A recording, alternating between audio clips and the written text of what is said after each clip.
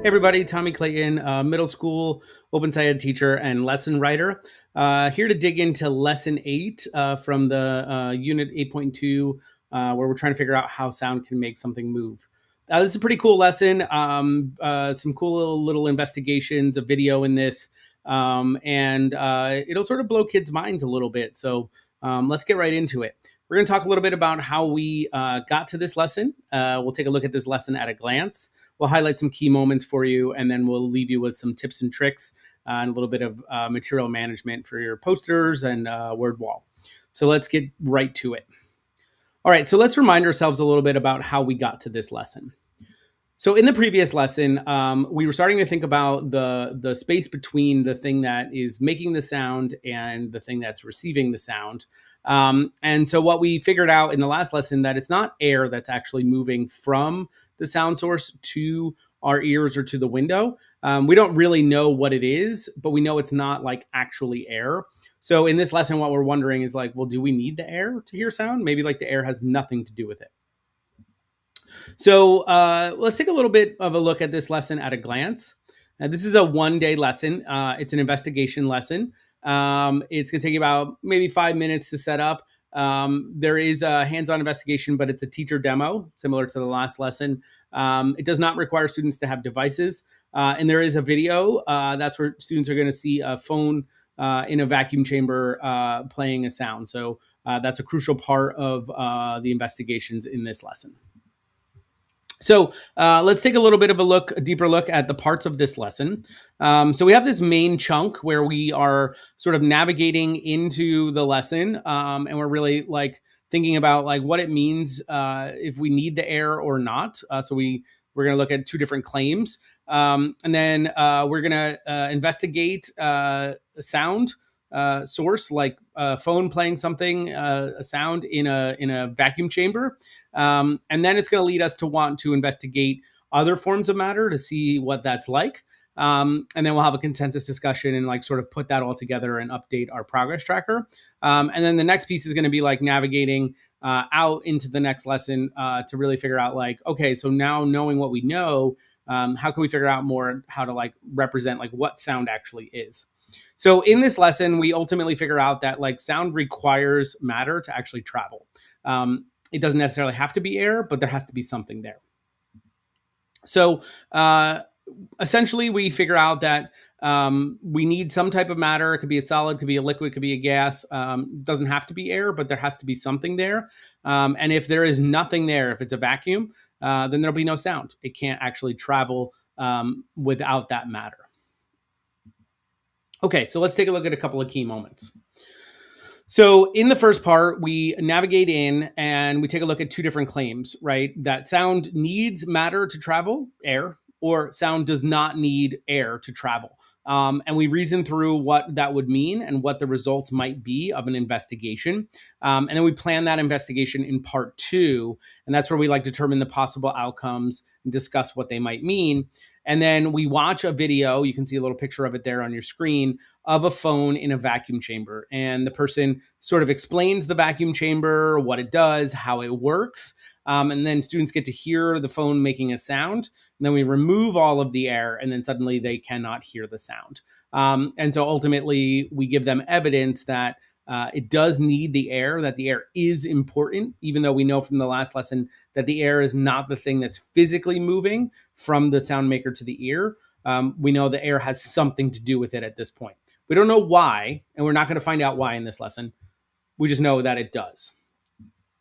So in part 3, then we're wondering like, well, what about like other forms of matter, right? Like, does it work with solids or liquids? So we plan an investigation. We repeat the same process where we record possible outcomes and like what they mean. And then we use a large like fish tank full of water. And we take some rigid materials like 2 rocks or 2 golf balls, and we submerge them in the water, and then we bang them together to see if we can hear a sound. And spoiler alert, we do actually hear the sound. And so then this leads us to the consensus discussion where we can sort of put it all together in the next part, in part 4. So where do we go from here? So after we've kind of put these things together and figured out that we do need matter, then we're wondering like, well, what's actually happening with the particles, right? Like, how can we model that? How can we better understand what it means for sound to travel? And so we're going to do some of that thinking in the next lesson.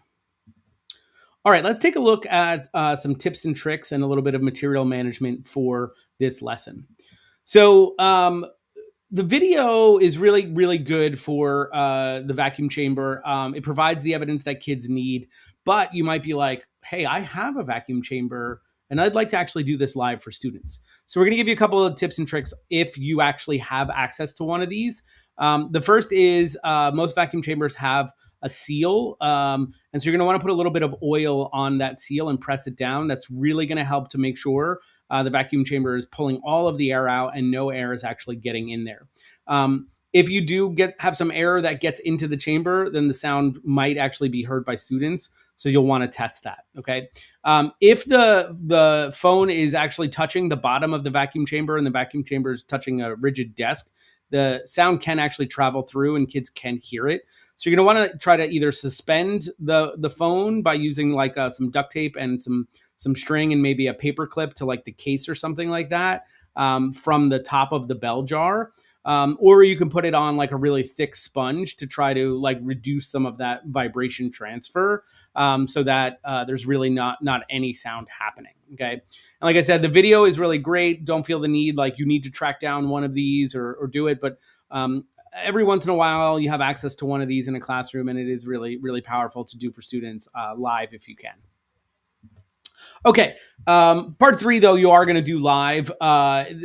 Teacher guide calls for using like a fish tank, but you might not have access to that. Large glass bowl will work fine. You could really use anything. It's nice when it's glass because the students can kind of see the collisions that you're doing under the water, but not totally necessary, right? We just need to be able to submerge something in water. And you could use any solid, rigid objects. You don't necessarily need to use golf balls or rocks. It could really be anything rigid that you can dip in the water and make a sound and see if kids can hear it. Be forewarned from personal experience. Kids might ask you to submerge your face and scream in the water. And leave it up to you to decide if you want to do that. But I will tell you, if you do it, core memories forever for sure.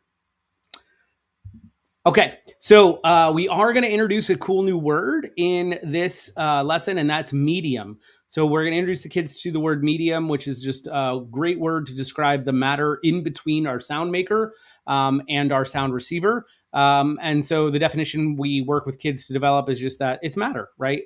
Sort of the collection of like liquids, solids, and gases that like sound can travel through. So in the consensus discussion in part 4, that's when you're going to add that to the word well. You are going to have a poster that you create at the beginning of the lesson. It's just the claim charts where we're kind of thinking through the 2 different claims, like sound does not need air or sound does need air to travel. And we're going to think about like what evidence we could gather. This is really helping us to navigate to the vacuum chamber. Okay. You're not going to need this after this lesson. So if you do it on a whiteboard or whatever, that's okay. You won't really need to refer back to it. All right. So that's going to do it for lesson 8. Pretty cool lesson. Kids often know that like there's no sound in space, and this is where we get to give them the evidence and help them really start to think through that. And oftentimes a lot of kids don't know that, and they get to actually like witness that, which is super cool. Come back and join us for lesson 9. This is where we're going to really start to think about like the particles, and we're going to do some modeling. And this is going to set us up for a lot of abstract thinking that comes after that. So definitely come back and see how that gets set up. It's going to be super important for the lessons that come after that. Thanks for joining us. We'll see you in the next one.